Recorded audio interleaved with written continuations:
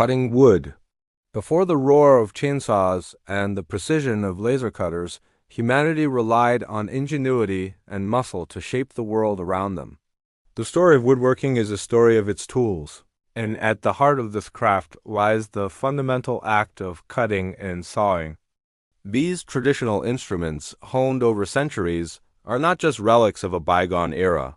They are testaments to human innovation, each designed with a specific purpose and a deep understanding of the material they were meant to conquer. From felling mighty oaks to carving the most delicate joinery, the arsenal of traditional wood-cutting tools is as diverse as the forests themselves. Let's journey back in time and explore the blades that built our world, understanding the form and function of these timeless implements. The most iconic of all sawing tools is undoubtedly the handsaw. Its familiar silhouette, a toothed blade attached to a handle, has been a staple in workshops for generations. However, this simple description belies a wide variety of designs. The crosscut saw, for instance, is engineered with teeth angled like tiny knives, designed to sever wood fibers cleanly as it cuts across the grain. This is the saw you'd reach for to shorten a board. In contrast, the rip saw has teeth shaped more like miniature chisels, set to gouge out material and follow the grain, making it ideal for splitting a plank along its length.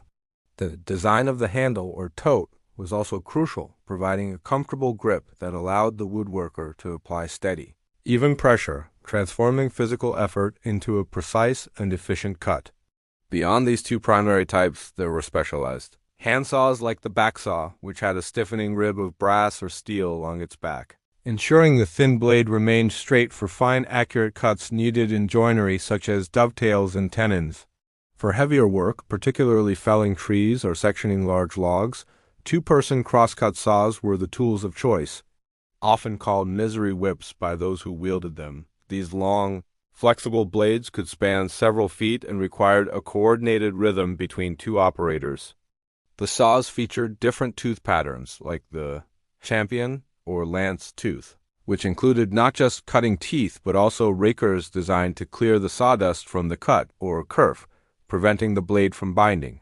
Using one of these saws was a physically demanding dance, a push-and-pull motion that, when perfected, could bring down enormous trees with surprising speed. This was the sound of forestry before the internal combustion engine, a rhythmic rasp echoing through the woods, powered by human strength and teamwork.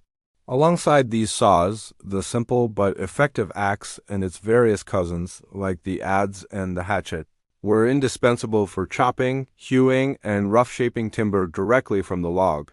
When precision was paramount, frame saws offered a solution. These tools feature a thin, narrow blade held under tension within a rigid wooden frame, typically in an H or C shape. The tension allows the blade to be incredibly fine without buckling, enabling the woodworker to make intricate curved cuts. The bow saw is a classic example, perfect for shaping furniture parts or cutting curves in stock. Its European counterpart, the continental frame saw, could be a large, versatile tool, adjustable for ripping or cross-cutting tasks. By twisting a toggle, the user could pivot the blade, allowing them to follow complex lines without the frame getting in the way. These saws, including smaller versions like the coping saw and the fret saw, were the original jigsaws, offering a level of control and delicacy that was impossible with a standard handsaw. They were essential for creating the elegant curves of a cabriole leg or the intricate patterns of pierced carvings, showcasing a blend of strength and finesse. These traditional tools represent more than just a means to an end. They embody a connection to the wood itself. Using a handsaw, one can feel the change in resistance as the blade moves from heartwood to sapwood, and hear the subtle shift in tone that signals a clean, straight cut. The effort required fosters a respect for the material and a patience that is often lost in the speed of modern machinery. While power tools have brought undeniable efficiency, the foundational skills learned with these traditional saws and axes, understanding grain direction, mastering a steady hand, and reading the feedback from the blade, remain the bedrock of true craftsmanship. They are a link to our woodworking ancestors, a reminder that with a sharp piece of steel and a little bit of know-how, you can transform a simple piece of wood into something of lasting beauty and function.